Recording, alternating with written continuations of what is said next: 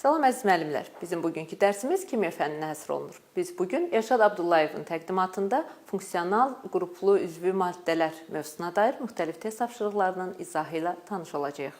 Salam Elşad müəllim. Salam, mən də sizə salamlayıram. Elşad müəllim, bu mövzu ilə bağlı müəllimlər nələrə diqqət yetirməlidirlər? Hansı nüansların nəzərdə saxlanılması daha vacibdir?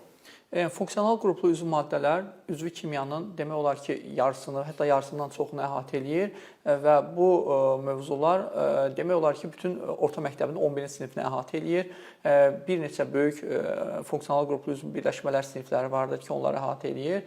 Burada əsasən müxtəlif reaksiyalarla tanış olurlar, maddələrin xassələri ilə tanış olurlar və onlar əsasında da müxtəlif hesablama aparırlar. Və bugünkü videomuzda biz həm asan, həm orta, həm də çətin tipli nisbətən tapşırıqlarla müəllimləri tanış eləyəcəyik. Çünki bildiyiniz kimi sertifikasiyada da imtahanlarda həm çətin, həm orta, həm də asan tapşırıqlar istifadə olunur. Təşəkkür edirəm ətraflı məlumata görə. Buyurun test tapşırıqlarının izahına keçək. Təşəkkür edirəm. Deməli, ilk tapşırığımızla tanış olaq. Birinci tapşırığımız elə qeyd etdiyimiz funksional qruplu maddələr sinifinin genetik əlaqəsinə həsr olunmuşdur. Və birinci tapşırıq sxemdən göründüyü kimi alüminium karbiddən X maddəsi, X maddəsindən Y maddəsi, Y-dən Z maddəsi alınır ki, hansı ki Z maddəsinin hidrogenlə reaksiyasından A, Z maddəsinin mis-2 hidroksidlə oksidləşməsindən isə B maddəsi alınır. Sualın şərtində verilir, A və B maddələrinin qarşılıqlı təsirindən alınan birləşmənin molekulunda qeyri-polyar kovalent rabitələrin sayını müəyyən edin. Bunun üçün biz, bu tapşırığı həll etmək üçün biz əvvəlcə hər bir reaksiyanı tamamlamalıyıq, onun reaksiya tənliyini tərtib etməliyik, maddələri müəyyən etməliyik və bunun əsasında da alınan maddənin formulunu müəyyənləşdirib, onun molekulunda olan qeyri-polyar kovalent rabitələrinin sayını müəyyən etməliyik. Alüminium karbidin su ilə reaksiyasından alüminium hidroksid və metan alınır. Növbəti reaksiyada metanın parçalanmasından, 1500 dərəcə parçalanmasından asetlen alınır. Asetlenin su ilə hidratlaşmasından sirkə aldehidi, sirkə aldehidinin mis-2 hidroksidlə oksidləşməsindən sirkə turşusu, sirkə aldehidinin hidrogen ilə reduksiyasından isə etil spirti alınır. Göründüyü kimi A maddəsi etil spirti, B maddəsi isə sirkə turşusudur. A və B maddələr arasında, yəni etil spirti və sirkə turşusu arasında efirləşmə reaksiyası baş verir və bu zaman mürəkkəb efir, etil asetat efiri alınır. Etil asetat efirinin quruluşu verilmişdir və bizdən təklif olunur ki, tapaq, bu molekulda neçə qeyri-polyar kovalent rabitə var. Bildiyimiz kimi karbon, hidrogen, karbon, oksigen və arasında olan rabitələr polyar kovalent rabitələrdir və karbon-karbon atomları arasında olan rabitələr isə qeyri-polyardır. Bu molekulda da 2 rabitə, 1 və 2 rabitə qeyri-polyar kovalent rabitələrdir. Qeyri-polyar kovalent rabitələrin sayı 2, cavab D bəndidir. Növbəti tapşırığımızda molekulda 10 atom olan monoamin monokarbon turşusundan alınan tetrapeptid molekulundakı atomların sayını müəyyən edindir. Bunun üçün biz əvvəlcə ümumi şəkildə 4 amin turşudan tetrapeptid alınır və 3 H2O alınır, ümumi sxemini yazırıq. Və bildiyimiz kimi reaksiyaya daxil olan maddələrin atomlar sayı reaksiyadan alınan maddələrdə olan atomlar sayına bərabərdir. Amin turşu molekulunda 10 atomun olduğu bildirilir. 4-ə vurduqda bu edir 40. Alınan tetrapeptidin atom sayını bizdən soruşulur. Su isə 3 molekul su alındığına görə 3 vur 3, 9 olacaqdır. Onda buradan çıxır ki, reaksiyaya daxil olan 40 atom və reaksiyadan alınan x üstəgəl 9 atom. 40 bərabərdir x üstəgəl 9, x bərabərdir 31. Cavab D bəndi. Növbəti tapşırıqla tanış olaq. Bu tapşırıq yağlar bölməsinə aiddir. Nisbi molekul kütləsi 806 olan yağın hidrolizindən eyni doymuş bir əsaslı karbon turşusu alınırsa, yağ molekulunda karbon atomlarının hibrid orbitallarının sayını müəyyən edin. Əlavə olaraq karbonun, hidrogenin və oksigenin nisbi atom kütlələri verilmişdir. Tapşırığı həll etmək üçün əvvəlcə yağ molekulunun quruluşunu yazırıq və yağ molekulunun quruluşundan göründüyü kimi biz bir əsaslı karbon turşusunun qaldığını R ilə işarə eləmişik və məsələnin şərtində qeyd olunduğu kimi eyni bir əsaslı karbon turşusu, R-ləri də eyni vermişik. 806-ya görə biz R-lərin nisbi molekul kütləsini müəyyənləşdirməliyik. Bunun üçün R radikallarından qalan kənar hissədə, digər hissədə C6H5O6 olduğunu nəzərə alırıq və bu hissənin MR-i 173 olur. 173 üstəgəl 3R 806, 3R 633, R isə 211 olur. Yəni bir R radikalının nisbi molekul kütləsi 211 olur. R radikalının doymuş bir əsaslı karbon turşusu olduğundan alkil radikalı olduğunu bilirik. CnH2+ 1, 14n plus 1 211, 14n 210 olur. N'in qiyməti bərabər olur 15-ə. Yəni bizim turşumuz palmitin turşusu, turşu radikalı isə C15, H31-dir. Aha, onda bizim aldığımız yağın quruluşu bu şəkildə olacaqdır və bizdən tələb olunur ki, bu molekulda olan hibrid karbon atomlarının hibrid orbitallarının sayını müəyyənləşdirək. Burada sp3 karbon atomları həm palmitin turşusunun qalığında olan karbon atomlardır, həm də gliserinin qalığında olan karbon atomları hamısı sp3 karbonlardır. Bunların sayı 15, 15, 15. Burada da 3 karbon atomu cəmi 48-dir.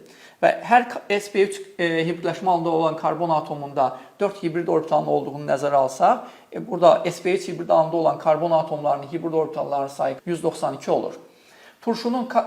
Turşu qalığında olan karboksil qrupundakı karbon atomları sp2 hibridləşmə halındadır və bunların sayı 3-dür. Hər sp2 karbon atomunda 3 hibrid orbitalının olduğunu nəzərə alsaq, onda sp2 hibrid orbitalların sayı 3 vurulsun 3 9 olur. Onda biz 192 ilə 9-unu toplasaq 201, cavab A bəndi. Növbəti test tapşırığımız aldehidlər bölməsinə aiddir. Tapşırıqda verilir 220 qram sirkə aldehidinə müəyyən miqdar gümüş peroksidin amoniakda məhlulu əlavə edilir. Reaksiya bitdikdən sonra qarışıqda üzvü maddələrin kütləsi 268 qram olur. Sirkə aldehidinin neçə faizinin reaksiyaya daxil olduğunun tapılması təklif olunur. Əlavə olaraq karbon, hidrogen və oksigenin nisbi atom kütlələri verilir. Sirkə aldehidinin formulu CH3CHO-dur. Sirkə aldehidinin MR-i 44-ə bərabərdir və məsələnin şərtinə verilən 220 qram sirkə aldehidi 5 mola uyğun gəlir. Sirkə aldehidi məhluluna gümüş peroksidin amoniakdakı məhlulu əlavə etdikdə bu zaman gümüş güzgü reaksiyası baş verir və sirkə aldehidi sirkə turşusuna çevrilir. Və tənlikdən göründüyü kimi 1 mol sirkə aldehidindən 1 mol sirkə turşusu alınır və kütlə fərqi isə göründüyü kimi molekullarının tərkiblərinin müqayisəsi onu göstərir ki, sirkə turşusunda oksigen atomlarının sayı bir vahid çoxdur. Yəni 1 mol sirkə turşusu ilə 1 mol sirkə aldehidinin kütlə fərqi 16-ya bərabərdir. Amma məsələnin şərtində göründüyü kimi 220 qram sirkə aldehidi 268 qram üzvü maddələr qarışığına çevrilir. Yəni fərq 48-ə bərabərdir. Onda belə bir tənasüb qururuq. Fərq 16 qram olduqda 44 qram sirkə aldehidi oksidləşir. Yəni 1 mola uyğundur. Fərq 48 qram olduqda x qram sirkə aldehidi oksidləşir. Oradan x bərabərdir 132. Bizdən isə bunu faizlə ifadə etmək təklif olunur və 220 qramın neçə faiz olduğunu müəyyənləşdirmək üçün tapırıq 132 vurulsun 100 bölünsün 220 bərabərdir 60%. Cavab C bəndi. Növbəti test tapşırığımız glukozanın kütləsinin 1/3 hissəsi spirtə qıcqırdıqda 23 qram spirt alınmış, digər hissəsi isə yağ turşusuna qıcqırdılmışdır və bu zaman əmələ gələn qazların ümumi həcminin litrlə hesablanması tələb olunur. Karbon, hidrogen, oksigen atomlarının nisbi atom kütlələri verilmişdir və burada iki reaksiya baş verir. Həm glukozanın spirtə qıcqırması, etil spirtinə qıcqırması, həm də glukozanın yağ turşusuna qıcqırması baş verir. Hər iki reaksiyada ayrılan qazların həcmi tapılmalı və onları hesablamalıyıq. Əvvəlcə glukozanın etil spirtinə qıcqırma reaksiyasına baxaq. Tənlikdən göründüyü kimi 1 mol glukoza qıcqırdıqda 2 mol etil spirti və 2 mol karbon qazı alınır. Etil spirtinin MR-i 46-dır. 2-yə vurduqda elir 92. Yəni buradan göründüyü kimi 92 qram etil spirti alınması üçün 1 mol glukoza qıcqırır və bu zaman 2 mol karbon qazı alınır. Onda tənasüb qururuq. 92 qram etil spirti alındıqda 180 qram glukoza reaksiyaya daxil olur və 2 mol karbon qazı alınır. 23 qram etil spirti alındıqda isə hesablayırıq 45 qram glukoza reaksiyaya daxil olur və 0,5 mol karbon qazı alınır. Məsələnin şərtində qeyd olunduğu kimi spirtə qıcqıran glukoza ümumi glukozanın kütləsinin 1/3-dir. Yəni 45 ümumi kütlənin 1/3-dir. Yəni 3/2-si artıq yağ turşusuna qıcqıran glukozadır və buna görə yağ turşusuna qıcqıran glukozanın kütləsini tapmaq üçün 45-i 2-yə vurmaqdır. Yəni 90 qram glukoza artıq yağ turşusunun alınmasına sərf olunur. Onu hesablayaq. Tənlikdən göründüyü kimi 1 mol glukoza qıcqırdıqda 1 mol yağ turşusu, 2 mol karbon qazı və 2 mol hidrogen alınır. Bizim üçün lazımdır ayrılan karbon qazı və hidrogenin mol sayını tapaq və tənlikdən göründüyü kimi 1 mol glukozadan, yəni 180 qram glukozadan 2 mol karbon qazı və 2 mol hidrogen alınır. 90 qram glukozadan isə 1 mol karbon qazı və 1 mol hidrogen alınır. Demək, müəyyənləşdirdik ki, qlukozanın spirtə qızqırmasından 0,5 mol karbon qazı alınır, qlukozanın yağ turşusuna qızqırmasından 1 mol karbon qazı və 1 mol da hidrogen alınır. Cəmi 2,5 mol, bu da normal şəraitdə 56 litrə uyğundur. Cavabımız Y bəndi. Növbəti tapşırığımız tərkibində 2 karbon atomu olan doymuş monoamillərin qarşılığında polyar kovalent rabitələrinin sayı qeyri-polyar kovalent rabitələrin sayından 20 dəfə çox olarsa, amillərin mol sayları nisbətini hesablayın. Tapşırığı əldə etmək üçün bilməliyik ki, tərkibində 2 karbon atomu olan doymuş monoamin var. Bunlardan biri etil amindir, digəri isə dimetil amindir. Bunların birinin mol sayını x mol, digərinin mol sayını y mol götürək. Etil amində polyar kovalent rabitələr həm CH rabitələri, həm NH rabitələri, həm də CN rabitələridir və bir molekul etil amində bu rabitələrin sayı 8-dir. Yəni, x mol etil amində olan polyar kovalent rabitələrin sayı 8x mol olacaqdır. Həmçinin qeyri-polyar kovalent rabitə isə karbon atomları arasında olan rabitələrdir və x mol etil amində olan bu rabitələrin sayı x moldur. Dimetil amin molekulunda bütün rabitələr polyar kovalent rabitələrdir. Həm CH rabitələri, həm NH rabitəsi, həm də CN rabitələri. Və bunların sayı bir molekulda 9 ədəddir. Yəni, Y mol dimetil amində polyar kovalent rabitələrin sayı 9Y moldur. Qeyri-polyar kovalent rabitələr yoxdur. Tapşırığın şərtində göstərildiyi kimi, polyar kovalent rabitələrin sayı qeyri-polyar kovalent rabitələrin sayından 20 dəfə çoxdur. Yəni, 8x üstə gəl 9y bölünsün x bərabərdir 20-yə. Yəni, 8x üstə gəl 9y bərabərdir 20x-ə, 12x bərabər 9y-ə, x-y nisbəti bərabərdir 3 bölünsün 4. Cavab C bəndi. Növbəti tapşırığımız x mol qarışqa əldə edilir və y mol sirkə əldə edilir, suda tam həll edilir. Məhlula artıq miqdar gümüş piroksidin amoniaklı suda məhlula əlavə edilir və reaksiyalar axıra qədər gedir. X üstə gəl y bərabərdir 0,5 olarsa və reaksiya zamanı 1,6 mol gümüş alınarsa, x və y-i müəyyən edin. Deməli, qarışqa əldə edilir və sirkə əldə edilinin suda məhluluna artıq miqdarda gümüş piroksidin amoniaklı suda məhlula əlavə edildikdə, qarışqa əldə edilir oksidləşərək qarışqa turşusuna, sirkə əldə edilir oksidləşərək sirkə turşusuna çevrilir. Alınan məhsullardan qarışqa turşusu özü də gümüş piroksidin amoniaklı suda məhlulu ilə oksidləşərək karbon qazına və suya çevrilir. Deməli, burada 3 reaksiya gedir və məsələmizin həllində bu 3 reaksiyadan istifadə edirik. Birinci reaksiya qarışqa aldehiddən qarışqa turşusunun alınması, ikinci reaksiya qarışqa turşusundan karbon qazı və suyun alınması, üçüncü reaksiya sirkə aldehiddən sirkə turşusunun alınması. Qarışıqda olan maddələri qarışqa aldehidinin mol sayını x ilə, sirkə aldehidinin mol sayını isə y ilə işarə edək və tənlikdən göründüyü kimi x mol qarışqa aldehidi, x mol gümüş piroksid ilə reaksiyaya daxil olur və x mol qarışqa turşusu alınır. Alınan qarışqa turşusu özü də gümüş piroksidlə oksidləşir və bu zaman 2x mol gümüş alınır. Yəni, hər iki reaksiyadan 2x mol gümüş alınır. Y mol sirkə aldehidinin oksidləşməsindən isə 2y mol gümüş alınır.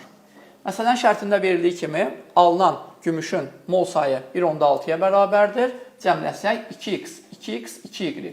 4x üstə gəl 2y bərabərdir 1,6-ya.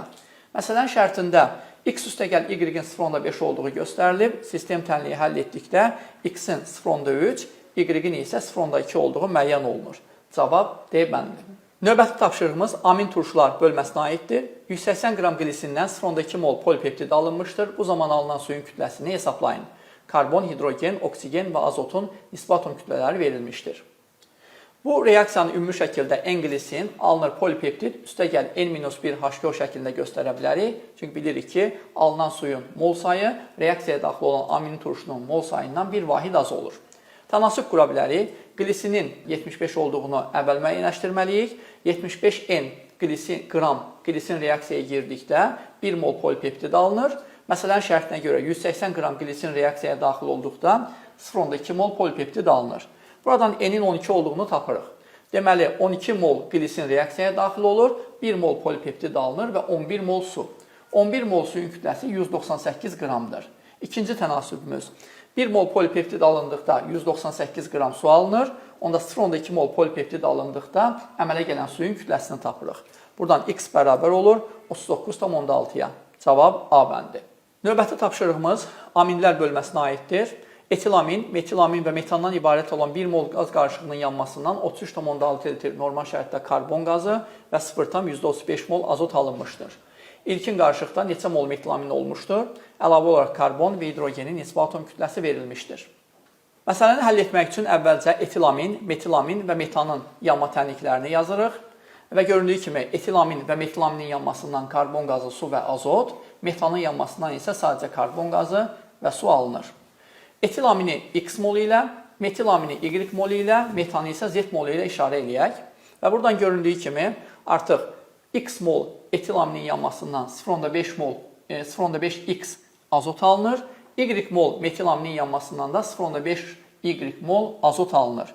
Yəni 0,5X üstəgəl 0,5Y məsələn şərtində verildiyi kimi 0,35-ə bərabərdir. X üstəgəl Y bərabərdir 0,7. Buradan alırıq X-dən Y 0,7-dirsə və məsələn şərtinə görə ümumi cəmimiz 1 moldursa, metanın mol sayı 0,3 olacaqdır. 0,3 mol metanın yanmasından 0,3 mol karbon qazı alınır. Bizim də ümumi alınan karbon qazının mol sayı 1,5-dir. 1,5-dən 0,3 çıxdıqda qalır 1,2. Yəni 1,2 mol karbon qazı etilaminin və metilaminin yanmasından alınır. Sistem tənlik qururuq. X üstəgəl Y bərabərdir 0,7. 2X üstəgəl Y bərabərdir 1,2. X üstəgəl Y 0,7 olduğunu əvvəlcədən aldıq. 2X üstəgəl Y bərabərdir 1,2.